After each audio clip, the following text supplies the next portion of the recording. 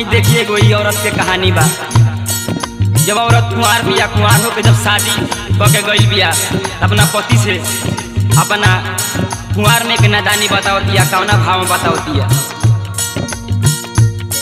इस नादानी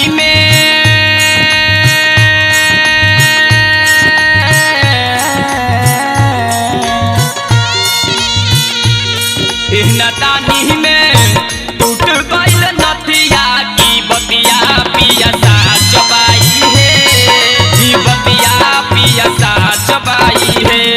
याद करे के ना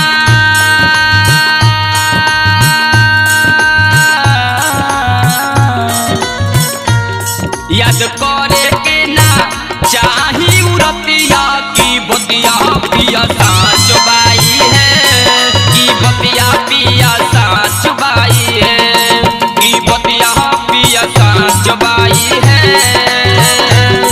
की बतिया पिया साच बाई है।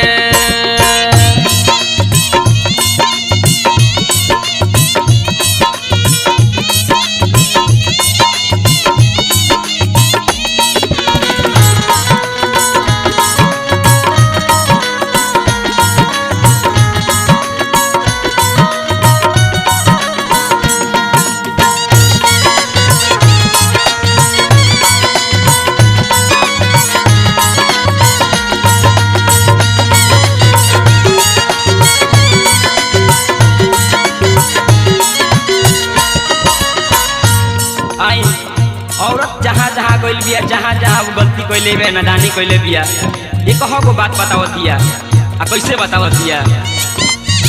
दीदी घरे गइल रहनी लिबे खातिर सौरी, तले तो घटा ना घटल सुनी कुछ औरी।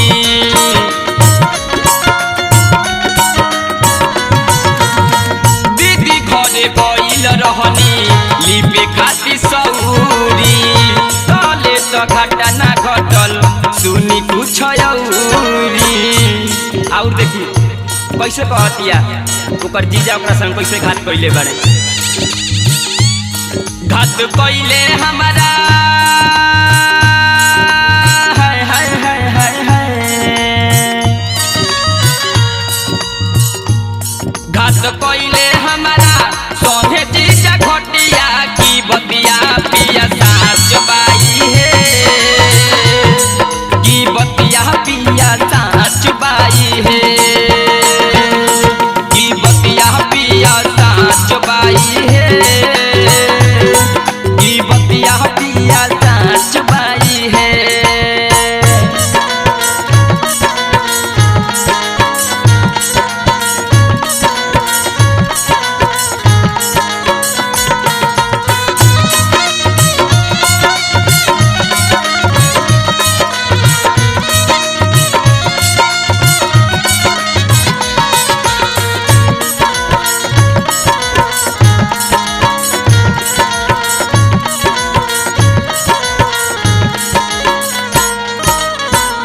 और औरत कहतिया अपना पति से, उहे बेकी बेलुरा से कहतिया कि हमरा संग अजीबो गरीब घटना घट गई, यही से तारा टूटल फूटल मिलल बा। देखी कौना भाव में फिर कहतिया। बेकी बेलुरा बा इहे सच्चाई, एही से तहारा तो टूटल भेटाई।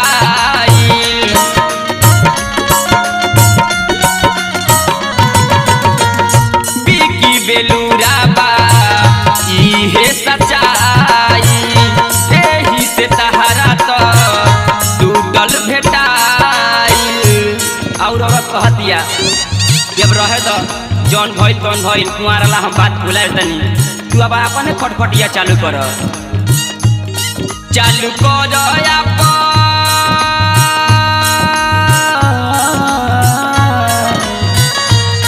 चालू कर तू फटफटिया की बतिया पिया साच बाई है, की बतिया पिया साच बाई है, की बतिया पिया साच बाई है, की बतिया पिया साच बाई है।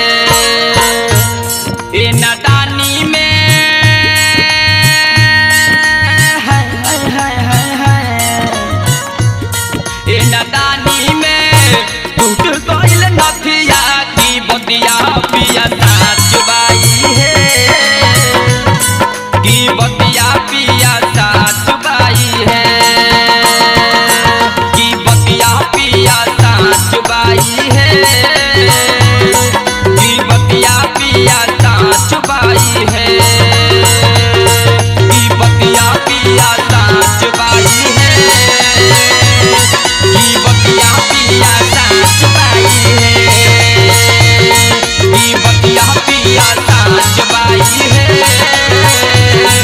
ई बतिया पिया